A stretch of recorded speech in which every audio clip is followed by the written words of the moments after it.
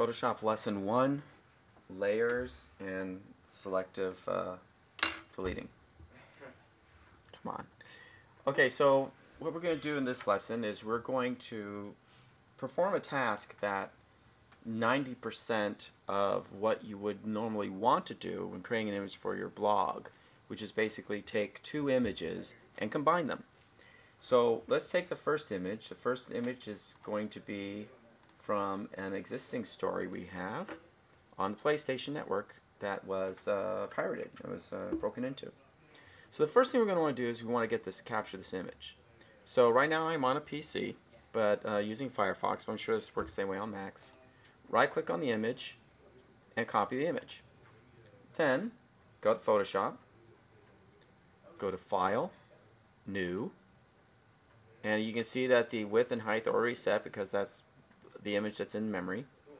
Now you could have a white background or a transparent background, doesn't really matter. I'll just leave it as white. And then edit, paste, and there we have our image. So I'm going to open it up a little bit, zoom in a little bit so it's easier to see.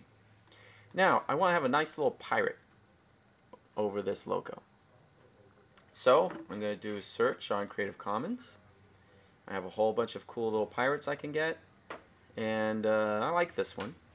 So I'm going to right click, again, copy image, go back to Photoshop, get that out of the way, and I'm going to go through the same process. This time I'm going to use some keyboard shortcuts because it's faster.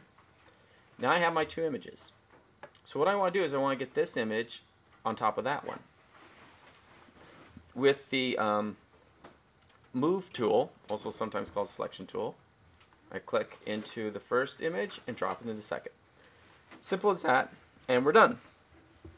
However, we need to get rid of this black background. So to do that, we're going to selectively delete this color of black. Now you notice that one of the great things we have here is we have something called layers. And if I turn this layer off, you can see here's my first layer, here's the base layer, and then here's the second layer. So all I have to do is get rid of this black and one will show up over the other. Very easy. So to do that, there's a nice little tool that is called the Magic Wand. Now I'm going to make this bigger. I'm also going to increase the size of this image so everything's easier to see, and zoom in. Moving some of these things out of the way.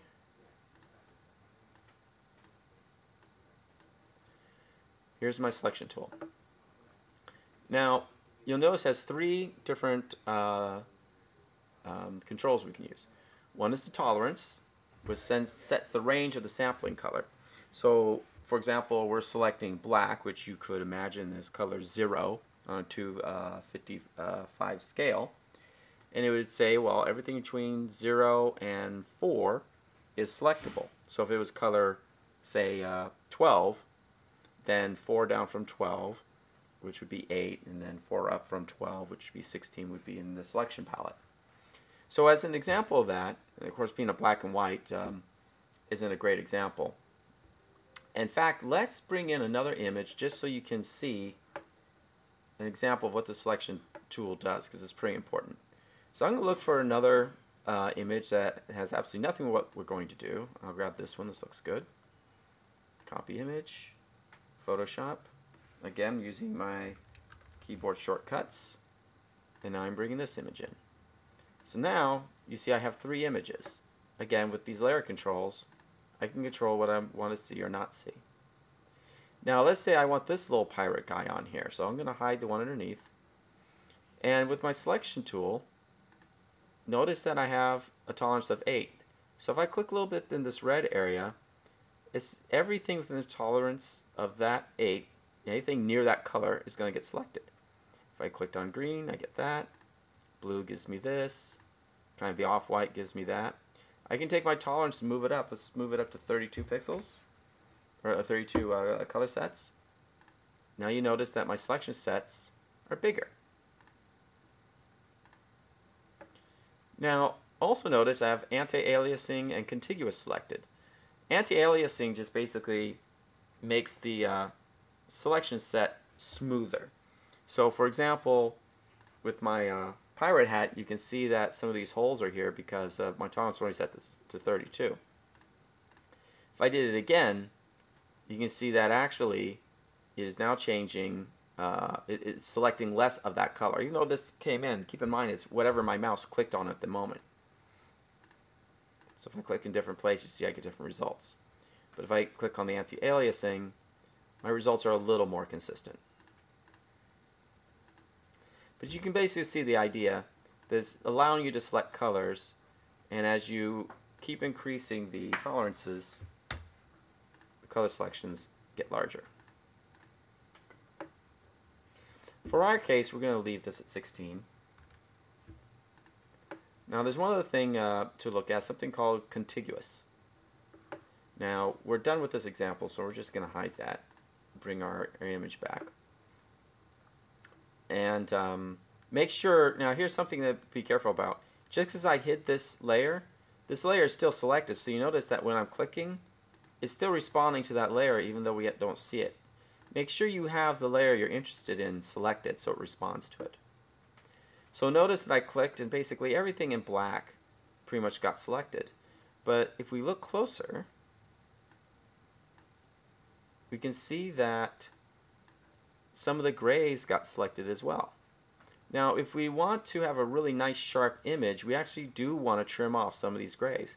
If we want our image to be a little bit softer, then we may want to either take off the anti-aliasing, so it's a much sharper cut, or we can reduce the tolerance and leave the anti-aliasing on. In this case, I actually do want a little more of a sharper image, so I am going to have it cut a little bit more. Now you may also notice something else. When I selected the black, it's selecting all the black that are neighbors of each other. But notice nothing in here got selected. That's because we have contiguous selected. If I was to deselect contiguous, click again, notice that now I have all the blacks in here selected.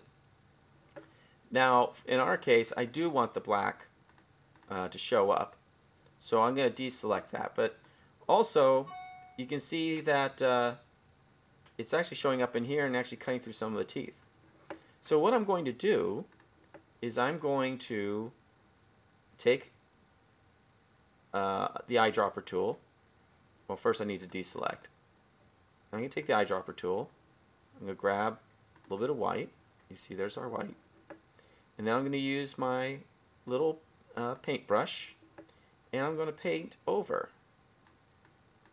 and give this guy some nice little jowl lines. So now he's a happy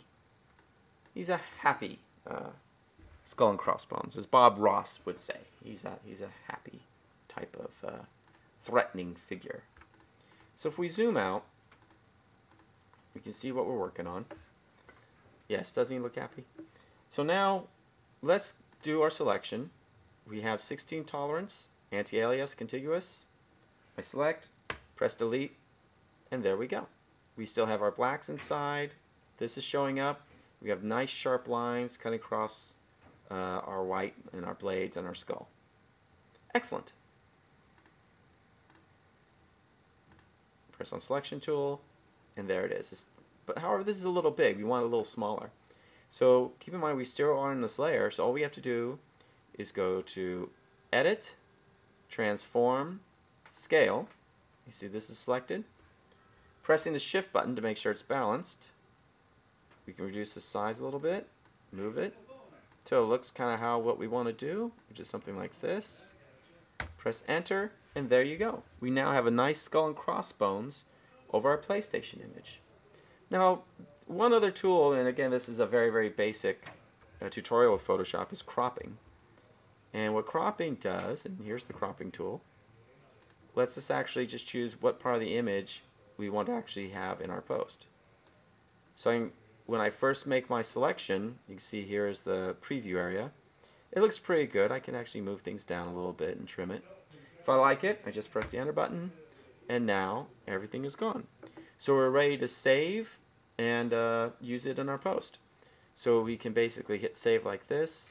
It'll save a Photoshop version that we can use for later, or we can do save as, or excuse me, save for a web, and we have some choices. So we have JPEG medium right here, which is coming in at around 6.9K.